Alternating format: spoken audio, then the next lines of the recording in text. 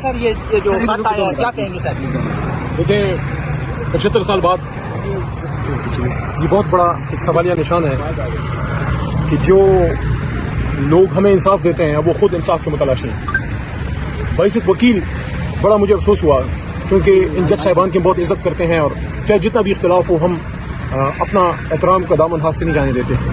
لیکن یہ جان کے بڑا افسوس ہوا کہ ان کو کس طرح کے مسائل ہیں اور کس طرح کے تھریٹس میں وہ کام کر رہے ہیں. میں ان کو شاباش دیتا ہوں کہ اس مشکل کے باوجود انہوں نے ہمت پکڑی ہے اور انہوں نے اپنے جو بھی ان کو مسائل ہیں اس سے اپنے چیف جسٹس صاحب کو سپریم جوڈیشل کونسل کو آگاہ کیا ہے.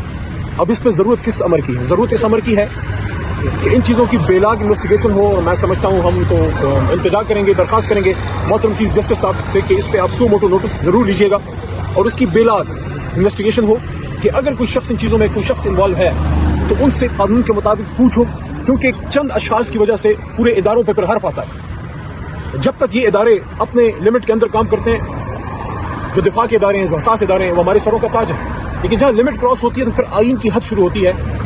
جب ادارے کوئی بھی ادارہ ہو, جوڈیشری ہو, اسٹیبلشمنٹ ہو, ایڈمنسٹریشن ہو, مقننہ ہو, انتظامیہ ہو, جب کوئی اپنا لائن کراس کرے گی اس سے ریاستی امور میں بہت بڑا خلل پیدا ہوگا.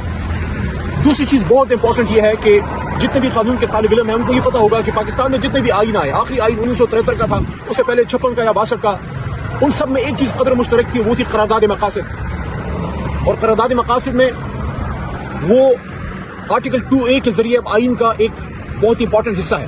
اور آرٹیکل 2A یہ کہتا ہے کہ آئین جوڈیشری کی انڈیپینڈنس کی ضمانت دیتا ہے. تو جو کوئی شخص اس لمٹ کو کراس کرتا ہے وہ بیسیکلی آرٹیکل 2A کے خلاف جاتا ہے, آئین کے خلاف جاتا ہے. It amounts to subversion of constitution. اس لیے معمولی معاملہ نہیں ہے, اس کی پوچھ تاچھ ہونی چاہیے تاکہ جو گنہگار ہیں ان کو سزا ملے اور ملک کا نظام آگے جائے. سر یہی باتیں اعظم سواتی صاحب کرتے رہے ہیں جو کل جج صاحب نے اپنے لیٹر میں کی ہیں, تو کیا کہنا چاہیں گے آپ؟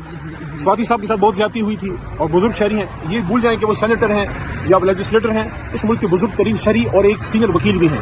تو اس وقت بھی ہم سب نے اس پہ صدائے احتجاج بلند کی تھی کہ سواتی صاحب کو انصاف ملے. سواتی صاحب کو انصاف تو ملا درکنار, ان بیچارے کو تو اتنا عرصہ انڈر گراؤنڈ رہنا پڑا, ان کو جو غلط کیسز بنے. سر تحریک انصاف کا اس پہ کیا موقف ہے, کیا کرنے جا رہی ہے تحریک انصاف؟ تحریک انصاف اس پہ بھرپور احتجاج کرے گی اور انصاف کی ڈیمانڈ کرے گی. ٹھیک ہے, بہت شکریہ سر. بہت شکریہ.